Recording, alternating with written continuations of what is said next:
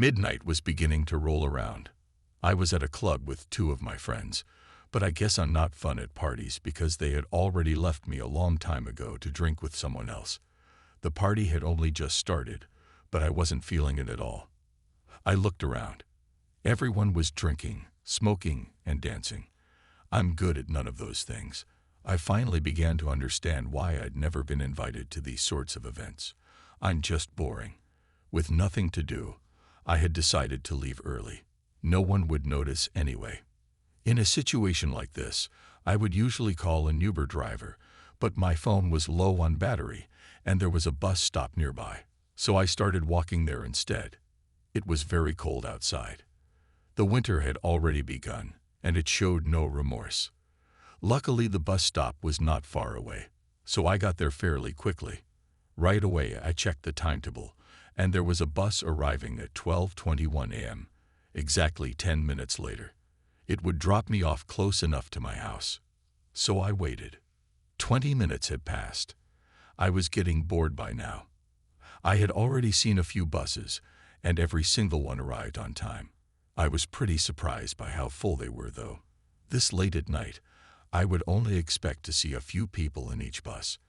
I continued to wait. 30 minutes. At this point, I was tired and irritated, and I would likely have just taken another bus. But just then I saw a light.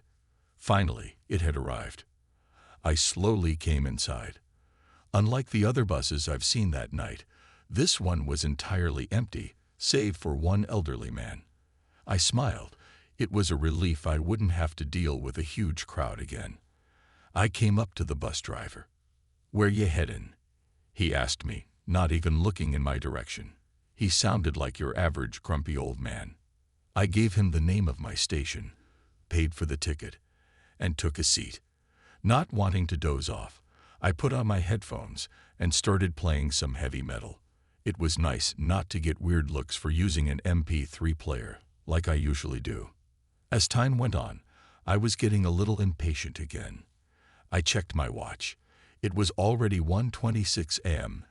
The old man was fast asleep. At that moment, I realized something really weird. The bus had not stopped a single time since I'd entered it. Maybe it actually did, and I was just too invested in my music to notice. Either way, I looked through the window, and I did not recognize any of my surroundings. Did I fuck up somewhere?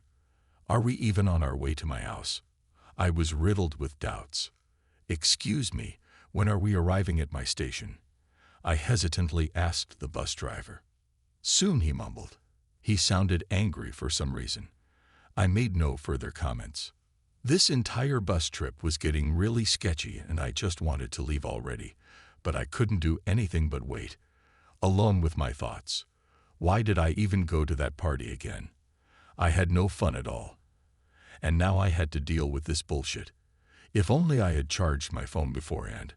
If only I had called an Uber driver. If only. The bus stopped. It was so sudden. I'm glad I had fastened my seatbelt, 'cause God knows what would have happened if I hadn't. After the initial shock, I looked around. Any hopes of finally having arrived were quickly diminished. All I could see through the windows were trees. This was the point where the fear really started kicking in. I just wanted to safely get home and forget all this. Then, out of nowhere, the bus driver stood up and said, "You are at your destination," after which he pulled out a knife. He charged at the old man and started stabbing him. Panic. I frantically began pressing the button that opens the door, but it didn't work. I dashed to the second door, didn't open either. Panic. Looking all around me, the realization hit me that I was done for. But then I noticed something. The glass breaker. The glass breaker, of course. Did he not think of that? I grabbed it and smashed open the window, jumped out of it, and started sprinting in a random direction. I heard a few screams and shouts, but I eventually lost him. Well, now I was in the middle of nowhere. With the 2% of battery that I had on my phone, I called the police. When they got here, a few of the cops went into the forest to look for the murderer and the body. Meanwhile, I was taken to a police department.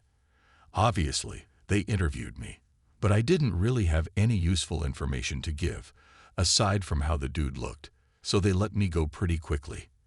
They then finally took me home. When I came in, I immediately charged that goddamn phone, laid on the couch and tried my hardest to sleep.